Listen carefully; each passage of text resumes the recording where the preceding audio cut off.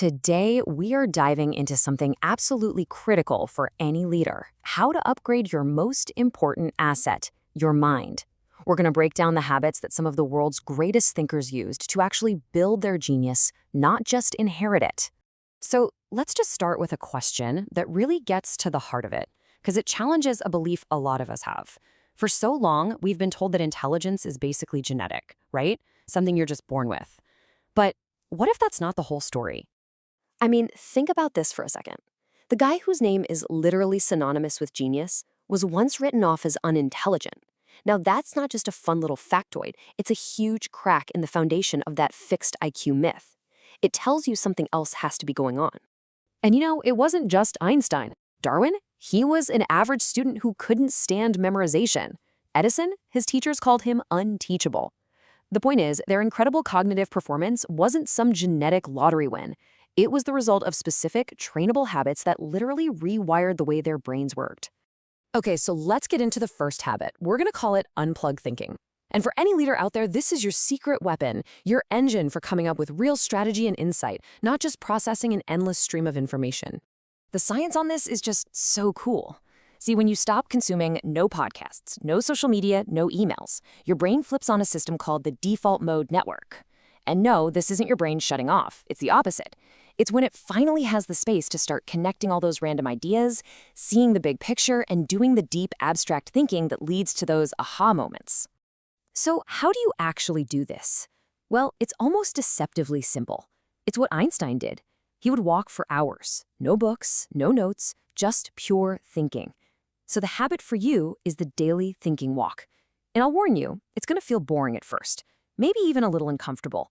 But that discomfort, that's the feeling of your intelligence actually growing.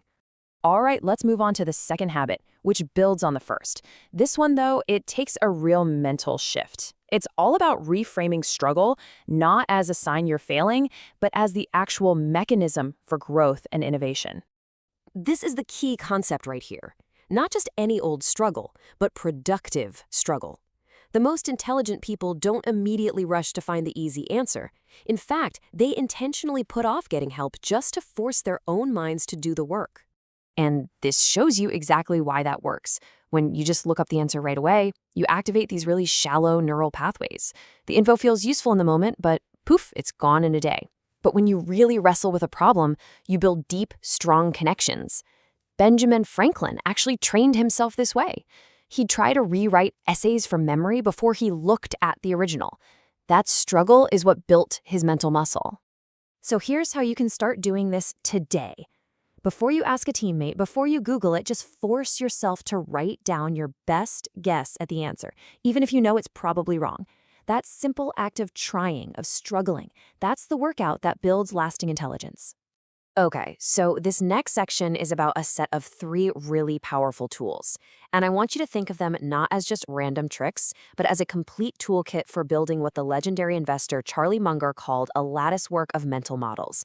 Basically, a framework of interconnected ideas that lets you look at any problem from all sorts of different angles.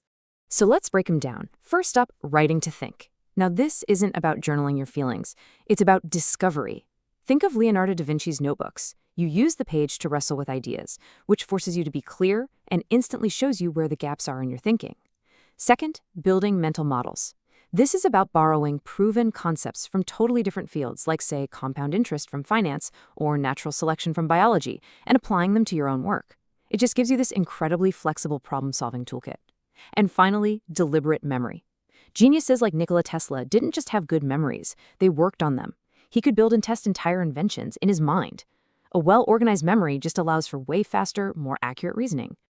Now, look, having this amazing toolkit is one thing, but all those tools are totally useless if you don't have the energy to pick them up. And that brings us to our final, and maybe the most important piece of the puzzle: building a system for sustainable cognitive performance. What's this number? 4. It's the number of focused hours Charles Darwin worked each day. Just 4. The rest of his time? He spent it walking, resting, and just thinking. This just completely shatters that modern hustle culture myth that more hours always equals better work. And this is the fundamental truth here. Chronic stress and just being on all the time doesn't build a better brain. It actually damages it. The real upgrades, the real learning, it all happens during recovery. That's when your mind has the space to consolidate information, repair itself, and strengthen those connections. So, this is your system for making sure that recovery actually happens. It's not complicated, but for peak performance, it is absolutely non negotiable. We're talking deep sleep, daily movement, getting some sunlight, and yes, allowing yourself to be bored. Boredom isn't a character flaw, it's a state of cognitive recovery. And that brings us to the biggest takeaway of all, which is summed up perfectly right here. Systems are greater than hacks. Lasting, real cognitive improvement doesn't come from chasing the latest productivity trick. It comes from building integrated systems, these habits that let your intelligence grow naturally over time. I really want to leave you with this powerful quote from our source material. It just perfectly captures the whole mindset shift we've been talking about. It's not about how much information you can collect, it's about the quality and the depth of your thinking. So, as we wrap up, I just want you to think about this question. Don't try to do everything at once. What is the one habit? The thinking walk, productive struggle, maybe writing to think. What's the one thing you will intentionally build into your system starting today?